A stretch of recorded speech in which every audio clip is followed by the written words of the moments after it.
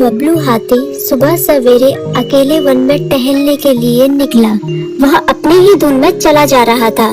लगता था उसके दिमाग में कोई उलझन है जिसे वह सुलझाने की कोशिश कर रहा था। सड़क पर आगे बढ़ते ही उसके सामने चीकू खरगोश भागा। बबलू का पैर उसके ऊपर पड़ने ही वाला था कि चीकू जोर से चिल्लाया। उसकी आवाज सुनकर बबलू ने अपना पैर पीछे खींच लिया। कहाँ खोए हो बबलू भाई? कहीं नहीं, बस कुछ ऐसे ही सोच रहा था। किस बारे में?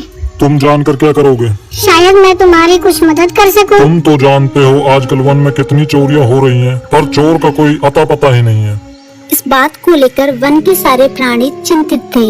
वे वहाँ खुद को सुरक्षित महसूस नहीं कर रहे थे। अरे चीकू भाई, हम मजबूर हैं। हम चोर को पकड़ ही नहीं पा रहे हैं। वह बहुत चालाक है और अपने काम को बड़ी कुशलता से अंजाम दे रहा है। कहीं कोई सबूत ही नहीं छोड़ रहा।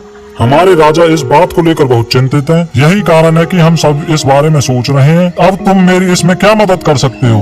मैं कुछ सोचता हूँ, हो सकता है मुझे कोई उपाय सूझ जाए। प्रयास करने में कोई हर्ज तो नहीं है। तुम ठीक कहते हो चीकू, लेकिन वन के गुप्तचर भी अभी तक इसका कोई हल नहीं निकाल सके। इतना कहकर वे चुप हो गए। बबलू की बातों ने चीकू को सोचने के लिए मजबूर कर दिया। चीकू को उदास देखकर बबलू बोला, तुम अपना मन छोटा मत करो। मुझे अच्छा लगा कि तुमने मेरी परेशानी को समझा। कभी मैं भी इस वन के लिए गुप्तचर का काम करता था। एक बार मेरी टांग टूट जाने से मेरे अंदर फुर्ती नहीं रही। तब से मैंने यह काम छोड़ दिया।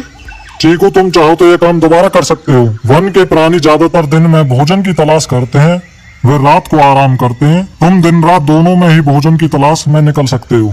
हो सकता है रात को तुम्हें कुछ ऐसी बातों का पता चल जाए जो हमारे काम की हो। हाँ बबलू, तुम ठीक कहते हो। मैं आज रात को वन में घूम कर इस बात का पता करने की कोशिश करता हूँ। थोड़ी देर बातें करके चीकू अपने बिल की ओर बढ़ गया और बबलू अपने रास्ते चला गया। चीकू के दिमाग में अभी तक बबलू की कही बातें घूम रही थी। उसे समझ नहीं आ रहा था वह बबलू की मदद कैसे करे। दिन भर वह उसी उधेड़-बुन में लगा रहा।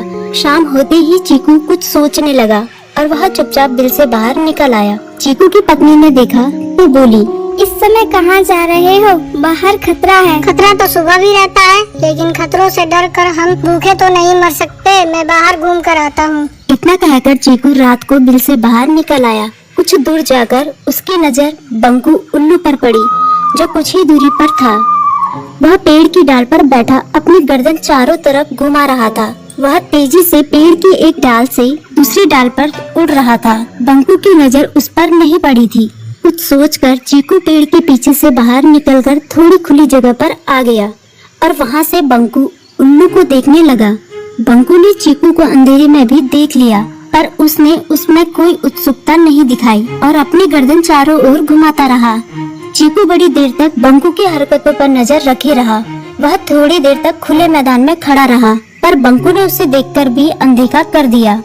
उसने महसूस किया कि बंकू के आसपास चमकू चमगादड़ भी मंडरा रहा था। कुछ देर वन में घूमने के बाद चीकू अपने बिल में लौट आया और सुबह होने का इंतजार करने लगा। अगली सुबह बबलू उसी रास्ते में जा रहा था। रास्ते में चीकू उसका इंतजार कर रहा था। आज बड़ी जल्दी आ गए बबलू। हाँ, आजकल मुझे चिंता की वजह से नींद नहीं आती। कोई नई खबर है क्या? यकीन से तो मैं नहीं कह सकता, पर मैं तुम्हें ऐसे प्राणी का नाम बता सकता हूँ जो शायद चोरों की मदद कर रहा है। कौन है वो? बंकू उल्लू। इतना कहकर चीकू ने रात की घटना उसे ज्यों की त्यों सुना दी। इसे सुनकर बबलू का माथा ठनका। बबलू की आंखें चौंधिया गई। तुम ठीक कह रहे हो। मुझे आज रात बंकू और चमकू पर नजर रखनी होगी। इतना कहकर वे दोनों अपने अपने रास्ते चले गए। बबलू रात को अपने साथियों के साथ बंकू पर नजर गड़ाए रहा। उसकी संदिग्ध गतिविधियों को देखकर बबलू ने उसे उसके साथियों चंकी और संकी लोमड़ के साथ पकड़ लिया। बबलू ने सख्ती से पूछताछ करनी शुरू कर दी। तुम इस समय बंकू चमकू के साथ क्या कर रहे हो? हम चारों दोस्त हैं, इसलिए साथ बैठकर बातें कर रहे हैं। चमगादड़ और उल्लू की दोस्ती तो समझ में आती है, पर लोमड़ के साथ दोस्ती कैसे हो सकती है? सख्ती से पूछने पर दोनों ने अपना जुर्म कबूल कर लिया और सभी चोरियों के बारे में बताया जो उन्होंने कुछ दिन पहले वन में की थी। बबलू ने उनके चोरी का सारा सामान भी बरामद कर लिया। बंकू और चमकू को अभी तक समझ में नहीं आ रहा था कि वो इतनी आसानी से कैसे पकड़ में आ गई। बबलू हाथी सुबह सवेरे अकेले वन में टहलने के लिए निकला।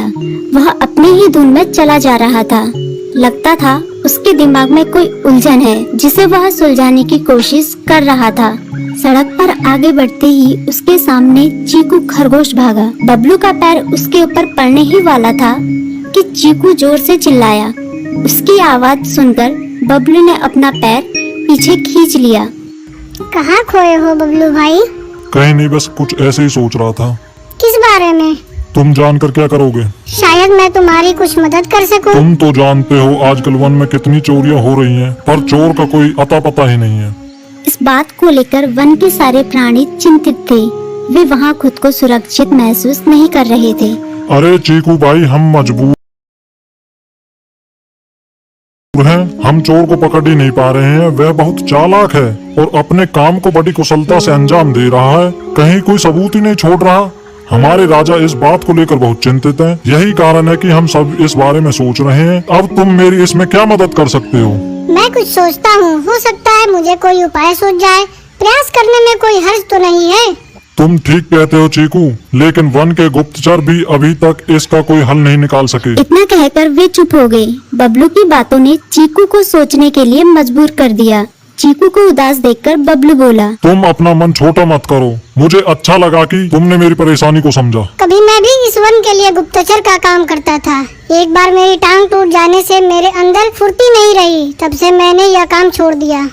चीकू, तुम चाहो तो यह काम दोबारा कर सकते हो। वन के प्राणी ज्यादातर दिन में भोजन की तलाश करते हैं, वे रात को आराम करते हैं। तुम दिन रात दोनों में ही भोजन की तलाश में निकल सकते हो। हो सकता है रात को तुम्हें कुछ ऐसी बातों का पता चल जाए जो हमारे काम की हो। हाँ बबलू, तुम ठीक कहते हो। मैं आज रात को वन में घूमकर इस बात का पता करने की कोशिश करता हूँ। थोड़ी देर बातें करके चीकू अपने बिल की ओर बढ़ गया और बबलू अपने रास्ते चला गया। चीकू के दिमाग में अभी तक बबलू की कई बातें घूम रही थी। उसे समझ नहीं आ रहा था वह बबलू की मदद कैसे करे। दिन भर वह उसी उधेड़-बुन में लगा रहा। शाम होते ही चीकू कुछ सोचने लगा और वह चुपचाप बिल से बाहर निकल आया। चीकू की पत्नी ने देखा तो बोली, इस समय कहाँ जा रहे हो? बाहर खतरा है। खतरा तो सुबह भी रहता है, लेकिन खतरों से डर कर हम भूखे तो नहीं मर सकते। मैं बाहर घूम कर आता हूँ। इतना कहकर चीकू रात को बिल से बाहर निकल आया। कुछ दूर जाकर उसकी नजर बंकू उल्लू पर पड़ी, जो कुछ ही दूरी पर था। वह पेड़ की डाल पर बैठा अपनी गर्दन चारों तरफ घुमा रहा था। वह तेजी से पेड़ की एक डाल से दूसरी डाल पर उड़ रहा था। बंकू की नजर उस पर नहीं पड़ी थी। कुछ सोचकर चीकू पेड़ के पीछे से बाहर निकलकर थोड़ी खुली जगह पर आ गया और वहां से बंकू उल्लू को देखने लगा।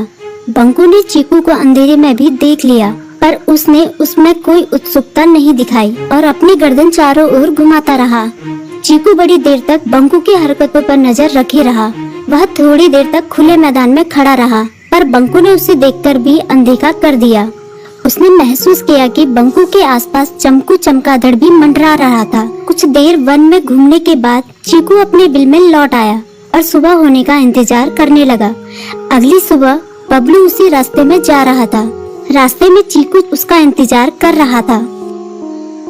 आज बड़ी जल्दी आ गए बबलू। हाँ, आजकल मुझे चिंता की वजह से नींद नहीं आती। कोई नई खबर है क्या? यकीन से तो मैं नहीं कह सकता, पर मैं तुम्हें ऐसे प्राणी का नाम बता सकता हूँ जो शायद चोरों की मदद कर रहा है। कौन है वो?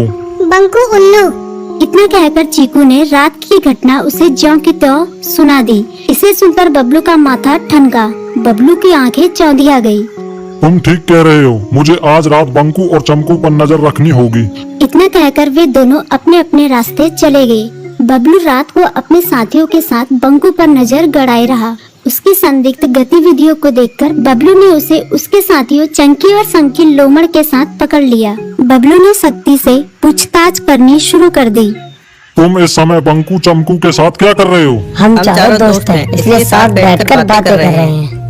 चमगादड़ और उल्लू की दोस्ती तो समझ में आती है, पर लोमड़ के साथ दोस्ती कैसे हो सकती है? सख्ती से पूछने पर दोनों ने अपना जुर्म कबूल कर लिया और सभी चोरियों के बारे में बताया जो उन्होंने कुछ दिन पहले वन में की थी। बबलू ने उनके चोरी का सारा सामान भी बरामद कर लिया। बंकू और चमकू को अभी तक समझ में नहीं आ रहा था कि वो इतनी आसानी से कैसे पकड़ में आ गए।